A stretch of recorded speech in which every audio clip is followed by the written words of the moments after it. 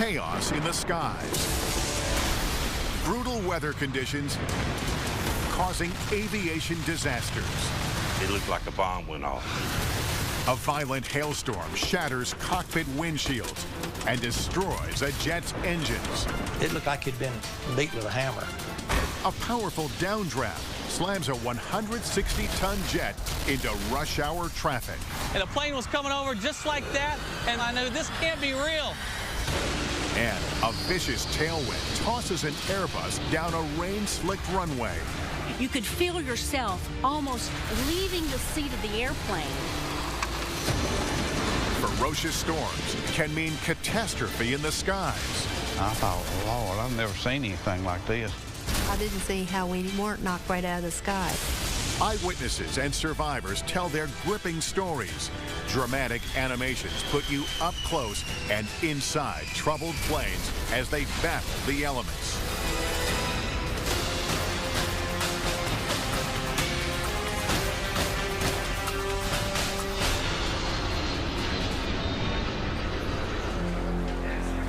Everyone knows the frustration of flight delays and cancellations caused by bad weather. But no one wants to be on the other side of the weather equation. Onboard planes doomed to crash because of the elements. Mother Nature has a lot of fury, and she tries to warn us by giving us cues. In some cases, it's a rain shaft. Some cases, it's lightning. But Mother Nature is telling us, you don't want to mess with me, because 9 times out of 10, I'm going to win. Spring weather in the southeast can change in a heartbeat. And April 4th, 1977 is just that kind of day. The 4 o'clock report from the National Weather Service shows warm and cold fronts stretching all the way from Lake Michigan to the Gulf.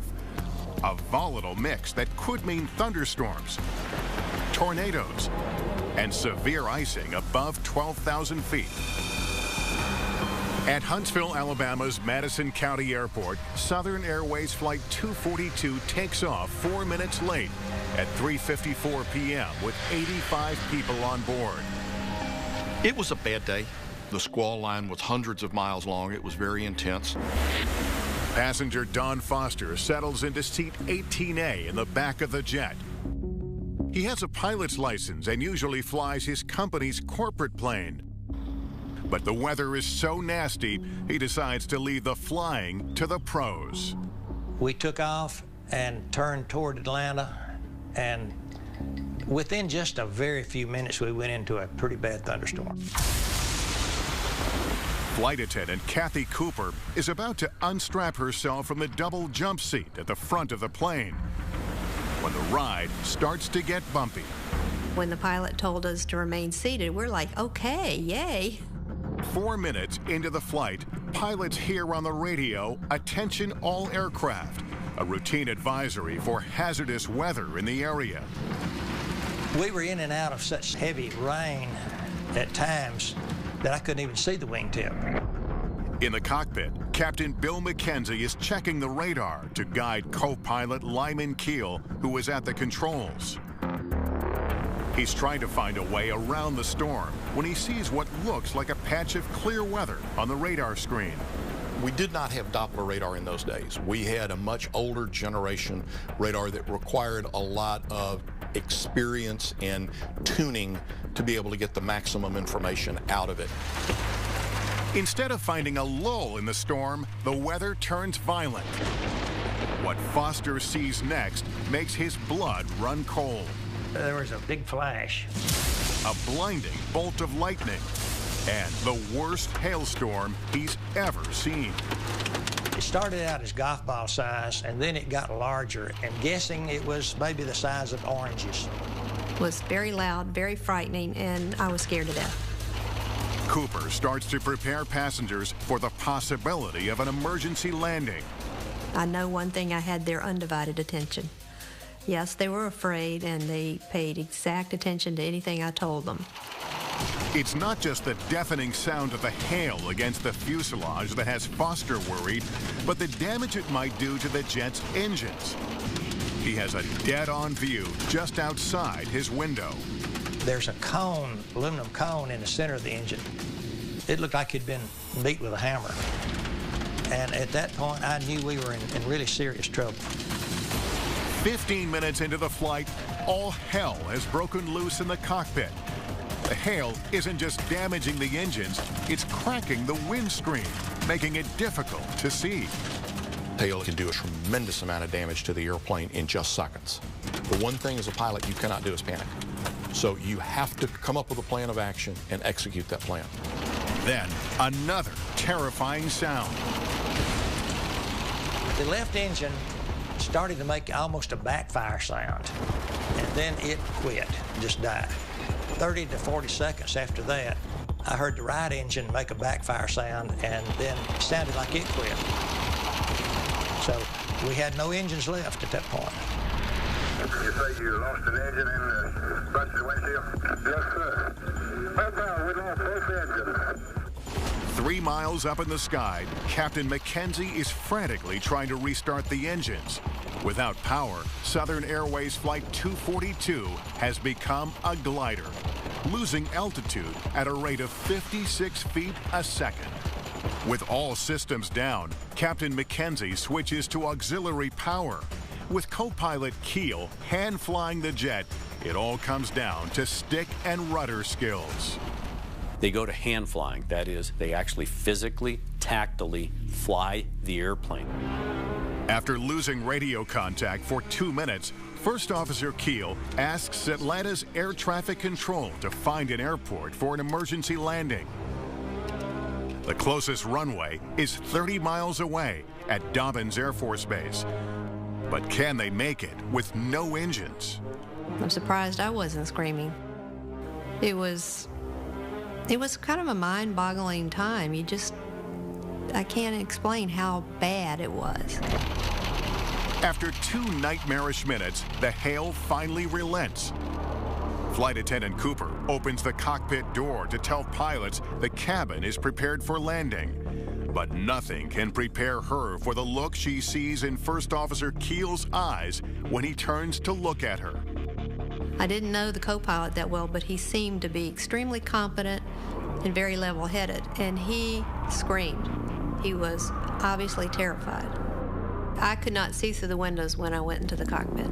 They were so cracked.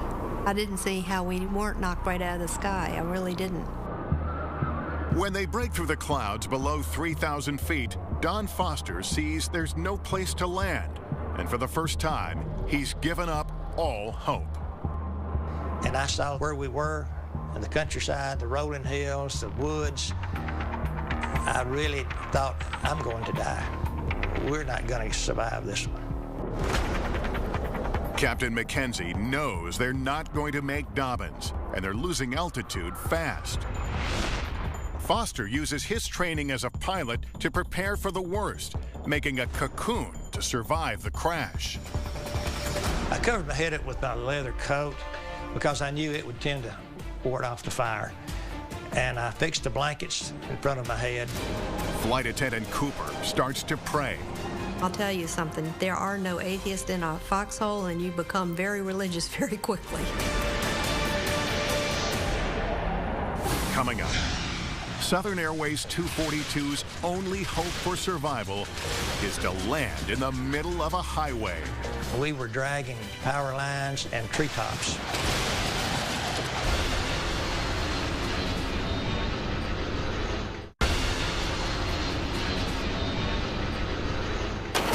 Southern Airways Flight 242 is caught in a horrendous hailstorm. Baseball-sized chunks of ice batter both of the DC-9's engines, causing them to flame out. I knew we were in serious trouble when we lost both engines. Passenger Don Foster is looking out the window, and all he can think is, they're not going to make it. One of the thoughts that went through my head at the time is I was an only child, and my mother lived alone, and I kind of took care of her, and what's going to happen to my mother? Flight attendant Kathy Cooper is praying for her life. It was very, very terrifying. I still don't like the sound of hail. After 7 horrifying minutes, the pilots are out of options. First Officer Keel can barely keep the crippled jet airborne. He makes the decision to attempt to land on a 2-lane road in New Hope, Georgia, a rural town an hour's drive from Atlanta. 20 feet from the ground, he can't see what's just ahead. Keel manages to maneuver around the curve, but the road is barely wide enough for the troubled jet. Slicing the tops off pine trees and utility poles, the jet slams to earth. Touchdown was pretty hard, but it looked like it was okay. We bounced up in the air, and about that time the lights went out, and I don't remember anything from that point on. The jet veers left toward a convenience store, and its left wing smashes into a gas pump, triggering a huge explosion that engulfs the store. The wing crushes a car, killing all 7 passengers inside. Then I felt a huge jolt from the left side, and at that point, fire started coming down through the cabin. Like a blowtorch, then it would retract. Then it would come roaring through the cabin again. The jet slams into 4 more cars and a truck and comes crashing through the trees. It was the awfulest roaring and cracking of the trees, falling and everything. It was devastating. New Hope resident Marie Wigley watches in horror from her front yard as the jet breaks apart. The tail section landed right in there, and then the middle part of the plane right here past the cedar tree, and then the cockpit landed in that yard.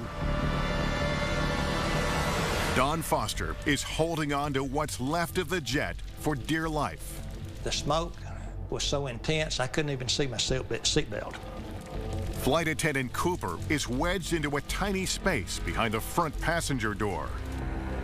I came to, I was hanging upside down in a cocoon, hanging by my seatbelt, and I could see a crack of light above my head. And I thought, I'm going through that crack of light, come hell or high water, and I did. And I was apparently the last person out alive. People on fire, people burning, and people was running and screaming, and we was running towards them to help them. Local newspaper reporter Joe Parker arrives at the fiery crash scene within minutes. And I thought, Lord, I've never seen anything like this. Marie Wigley learned she has a far more personal connection with the crash than she ever imagined. The 7 people killed in the car at the convenience store are her cousins.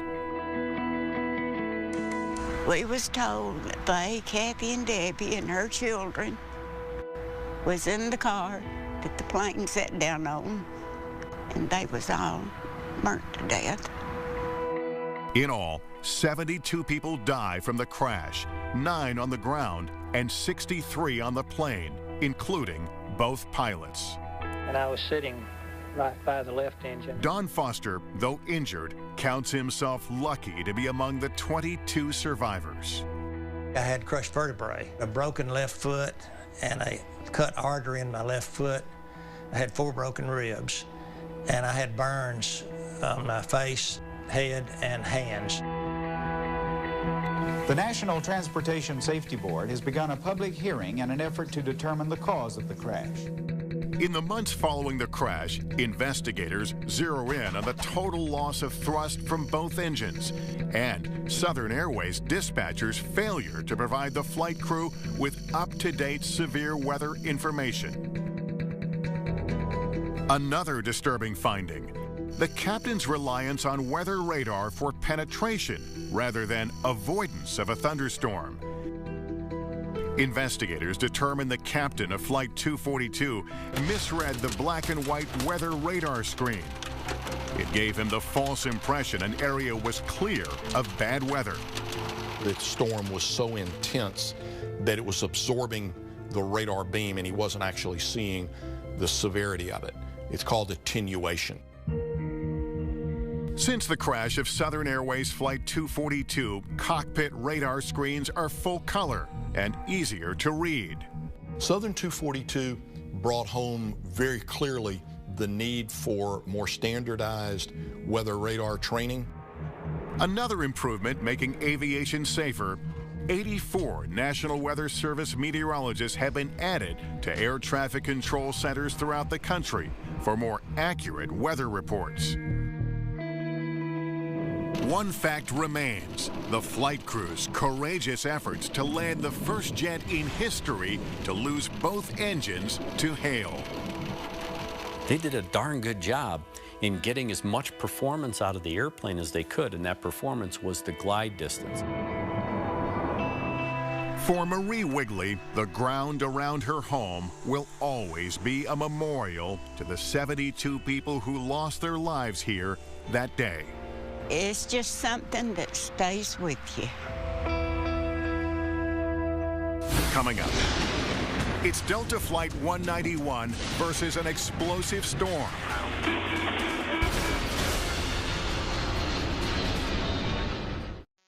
Texas weather can be tricky and temperamental. At the south end of DFW, Dallas-Fort Worth's sprawling airport, it's a sunny summer day. It was a hot day, that's normal for us, and perfectly clear skies. But at the north end of the airport, it's a completely different story. An ominous thunderstorm above runway 17 left is about to wreak havoc on Delta Airlines Flight 191 on its final approach. And I looked to my right, and a plane was coming over just like that, but at ground level, and I knew this can't be real. August 2nd, 1985.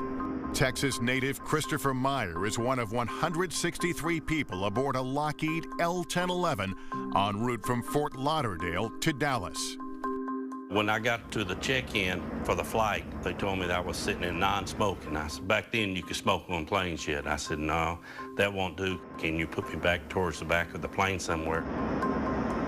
Meyer is happy he moved to seat 41J in the back of the plane.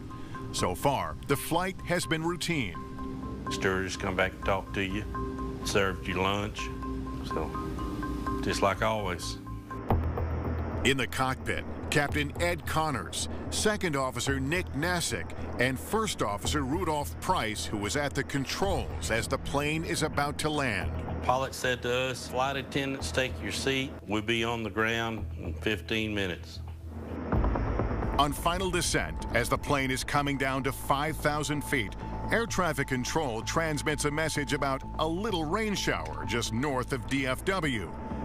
First Officer Price says, we're going to get our airplane washed. I saw a storm brewing. I said, hope we don't fly into that. Delta 191 is cleared for an instrument landing because of poor visibility. A minute later, the cockpit voice recorder picks up 4 words that passengers never hear but feel. Stuff is moving in. As we flew in towards the airport and we got into the storm and the plane started rocking, I mean, you can hear a pin drop. It got so quiet. I never heard a plane that quiet, that fast. I said, you buckle your seatbelt tight as you can because I think it might be a rough landing. 2 minutes later, First Officer Price spots trouble ahead. He says, lightning coming out of that one. The captain asks, where? Price answers, right ahead of us. That means that there is a fully developed thunderstorm there, and it needs to be dealt with very, very, very carefully. They're dangerous because you have this big airflow that is happening. I looked out the window, and it was dark. I mean, just like night, and it was only 6 o'clock. Less than a minute before landing and just 800 feet from the ground, powerful winds hit Flight 191. In just 14 seconds, the jet accelerates with First Officer Price never touching the throttle. The crew knows it's a warning sign for wind shear. That means the wind is about to change direction. he warns First Officer Price to watch his airspeed. Suddenly, the jet is blasted by a very strong downdraft and tailwind and goes from flying too fast to too slow. Connors tells Price to push the throttle forward. Push it up. Push it way up. Way up, way up, way up. That's it. Instead of accelerating, the jet slows down all the way to 119 knots. Connors knows they're in a battle with the weather. Price goes full throttle, desperately trying to get the jet to climb. But the wind is too strong. Coming up, deadly winds hammer Delta Flight 191 into the ground. What I asked God to do that day was, God, don't let me die.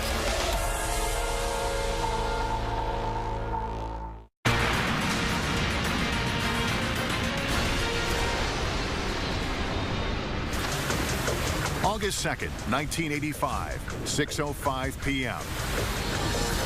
Just a mile short of runway 17 left at Dallas-Fort Worth Airport, Delta Flight 191 is caught in an extreme downdraft from a thunderstorm. The jet is flying dangerously slow and losing altitude fast. In the cockpit, First Officer Rudolph Price goes full throttle, trying to climb out of trouble. But it's too late. Delta 191 slams into the ground in a field and bounces up. The plane sounded like it was gearing up, trying to take off with the flaps fully down. Instead, it heads straight for Highway 114 and straight for Mike Van Noy, who was driving his mother home from work. And the plane was coming over just like that, but at ground level, I knew if I didn't pull over, I was going to get hit. Delta 191's left engine smashes into a Toyota directly in front of Mike's car, killing the driver instantly. My mother was screaming, unbelievably crying. Do you realize what just happened? The nose gear breaks off as the crippled jet veers sharply just left of the runway. The left wing smashes into two huge water tanks. Then 28,000 pounds of jet fuel mixed with a flood of water explodes, sending flames racing through the cabin. When I saw the fire coming back, I ducked my head and asked God to save me. Careening on the ground at just under 200 miles an hour, Delta 191 disintegrates, except for one section. It seemed like it was forever till we stopped. Only one part of the plane remains and is tilted on its side. The tail section, where Christopher Meyer went so he could smoke. Now he's suspended in midair. I undid my seatbelt, crawled over one seat, and kind of hung on down, then just jumped. The next thing that came over the intercom system was we have a heavy aircraft down on the north end of DFW Airport. Firefighter Paul Reese rushes to the crash scene, but first has to brave the same treacherous weather that overpowered Delta 191. All of a sudden, it was 100-mile-an-hour winds. It was a monsoon of rain. It was lightning. I mean, everything you could think of was hitting you. I was the first unit to arrive at that scene, and it was just total destruction. It looked like a bomb went off. Survivors are confronted with a grisly scene of lifeless bodies. I can't tell you exactly how many there are because we may be looking at enough body parts to make up another body or two. I just can't tell you that at this point. As you can smell the skin and the hair, and the air was all filled with just jet fuel. I mean, it just, when you breathe, you just burned your lungs. This is the only section of the plane that wasn't completely destroyed and where all the survivors were seated, the tail section, about the last 20 rows. Meyer tries to help as many survivors as he can.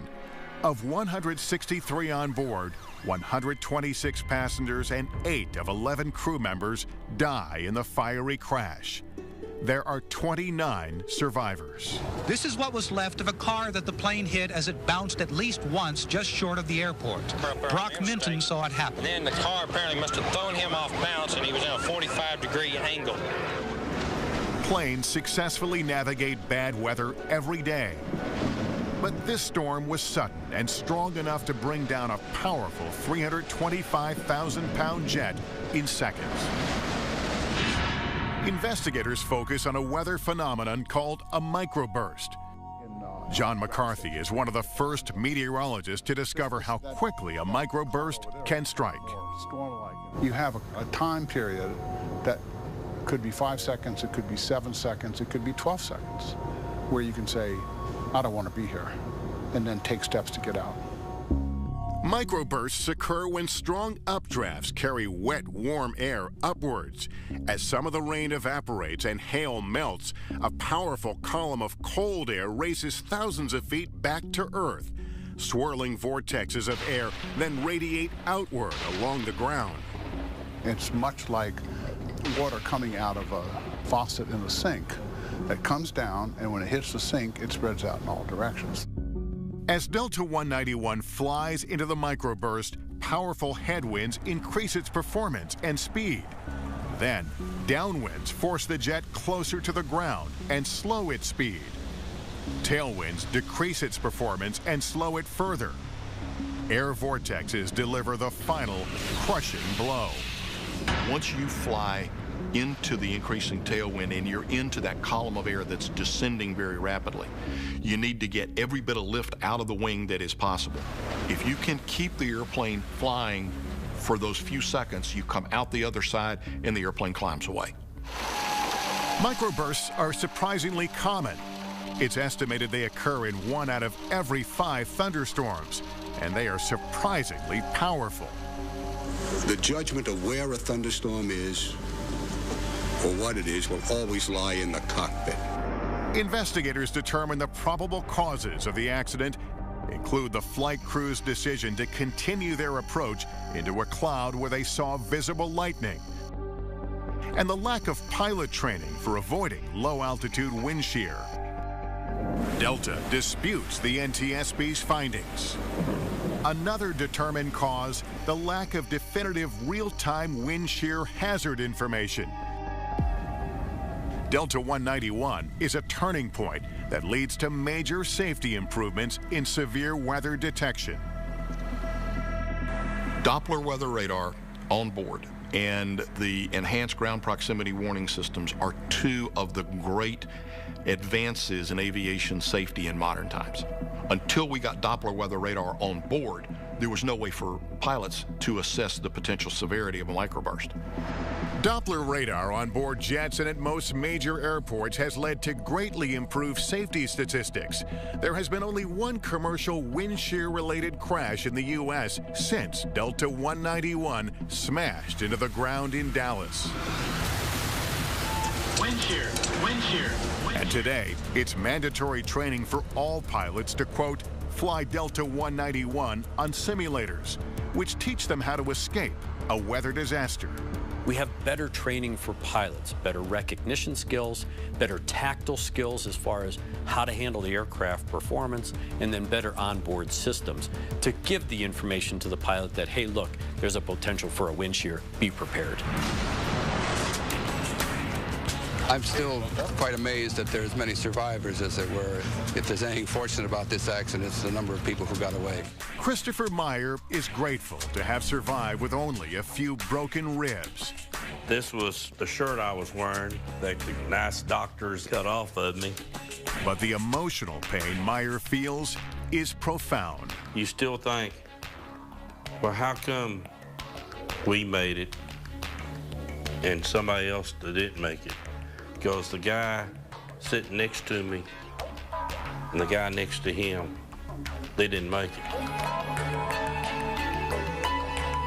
Coming up, in the throes of a deadly storm, a jet hurtles off the end of a runway and a raging fire breaks out. I saw this massive explosion.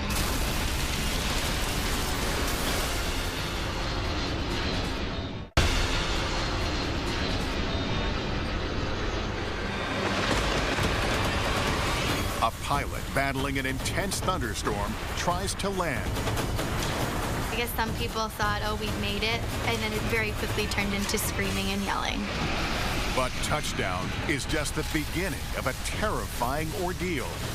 I really thought that at that point in time, we were the only ones that got out of that plane.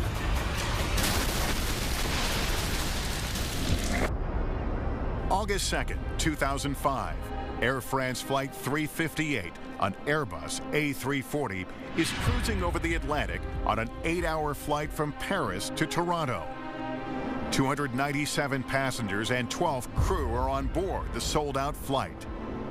Globe-trotting business executive Joanne Bundock is in first class.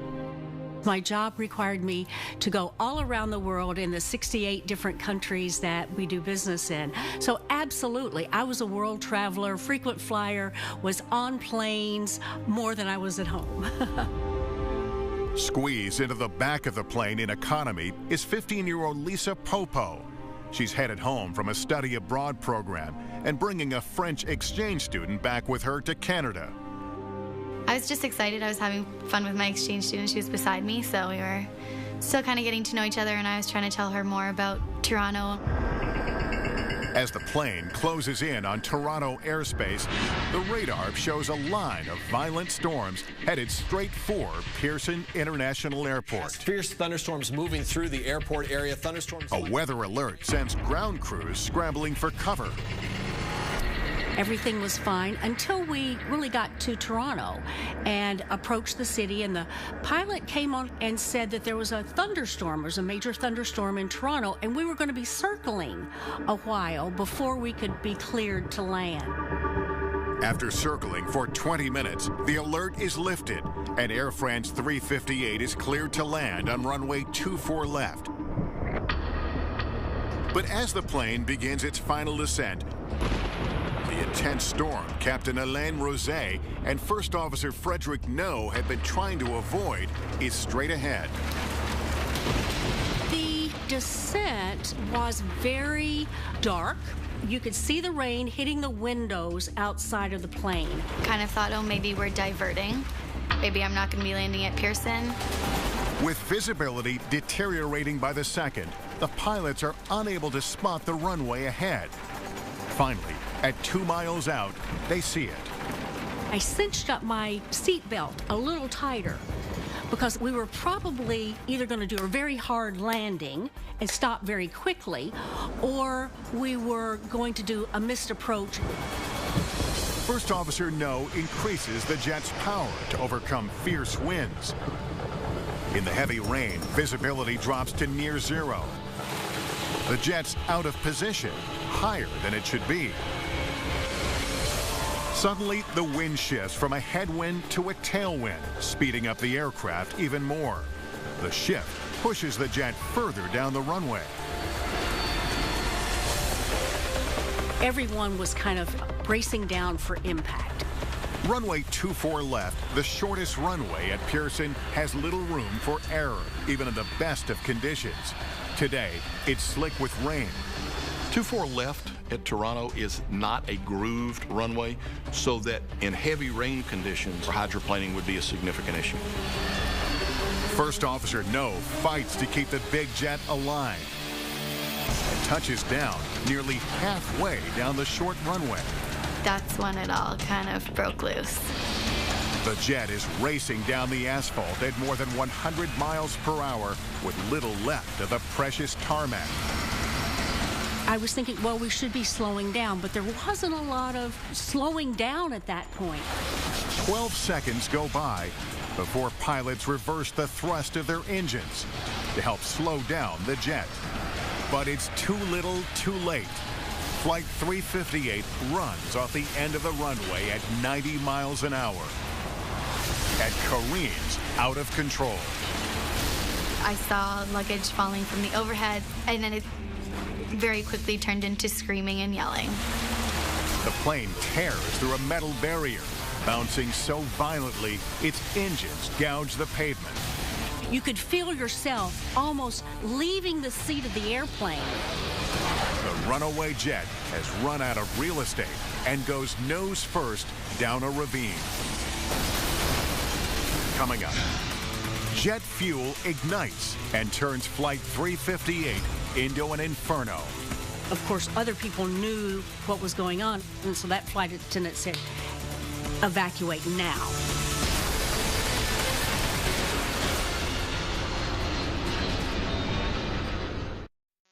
Storm and has landed halfway down the shortest runway at Toronto's Pearson International Airport.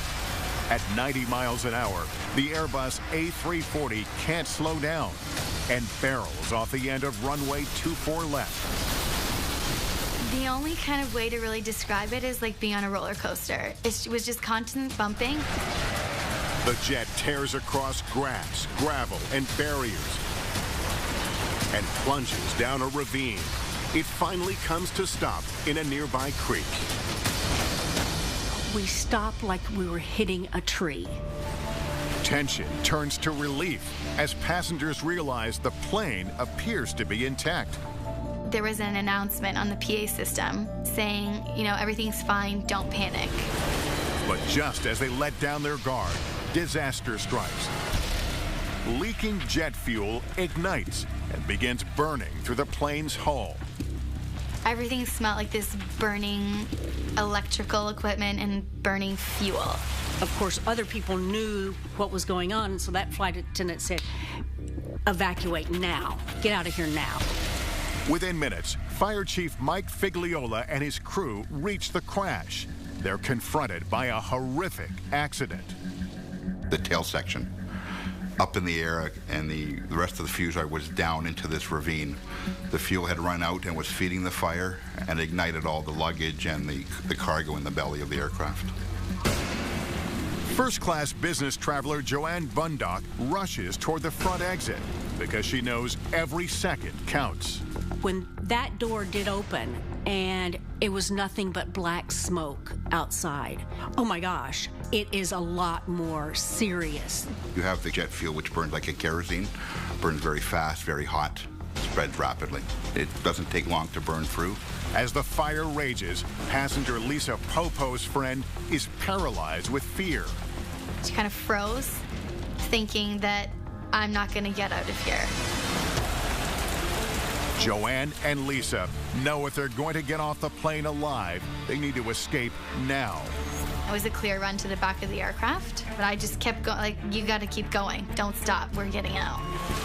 Broken evacuation slides, burning fuel, and smoke block 4 of 8 emergency exits. So the crew immediately directs passengers to the remaining exits. Crazy thing about this is this slide deployed, but it didn't deploy fully. There was maybe 10, 15 feet to the ground. I know I've got to get away from this plane as far as I can, as quick as I can, not knowing what's going to happen. Joanne jumps out. Meanwhile, a team of firefighters is on the scene, trying to extinguish flames on the jet's hull. We fight aircraft fires because of the jet fuel with a special firefighting foam. Because of this constant downpour rain, every time we got a blanket, the rain would wash it away. Inside the plane, another team begins a search and rescue. But with thick black smoke quickly filling the cabin, they're forced to abandon the mission before they can make a full sweep of the aircraft. Suddenly, an explosion rips through the plane's hull, shooting a fireball into the main cabin. There was an explosion on the forward starboard side caused by some oxygen bottles, which had obviously been heated up by the fire and exploded. Joanne climbs a rocky hill away from the flames. All hope for the remaining passengers seems lost. We had a bird's eye view of the airplane. And I really thought that at that point in time, we were the only ones that got out of that plane.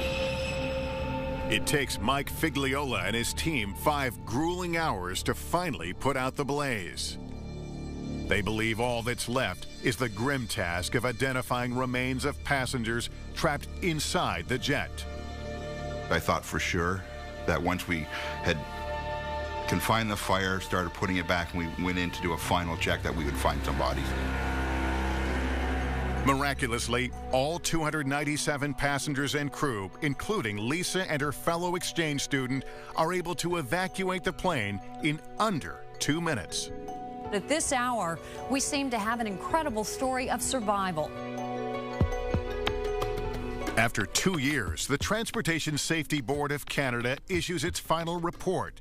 It cites several primary factors that caused the accident, including the decision by the crew to land in the midst of a rapidly changing thunderstorm and the excessive distance that the plane landed down the runway due to the shifting winds and low visibility. As the crew got closer to the airport, the wind shifted from a crosswind to a tailwind, and it pushes them further down the runway, which increases their landing distance. They're not going to have the visual cues to recognize how far down the runway they are. Also, according to the safety board, after touching down, the pilots became overloaded with the task of properly aligning the jet in severe crosswinds. And this caused a delay in the selection of reverse thrust. 12 seconds on the runway, especially under those conditions, that's an abnormal amount of time.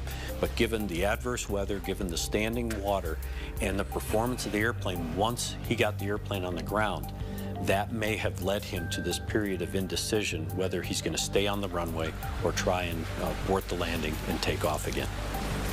Finally, investigators determined that the pilots didn't act on important cues that could have led them to abort the landing.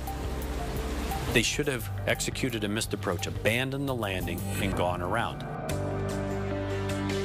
Air France disputes the findings and is suing the government entity that runs the airport as well as air traffic control for failing to have adequate safety precautions, which it says contributed to the crash. The government denies the allegations. You have to be grateful for every minute you have.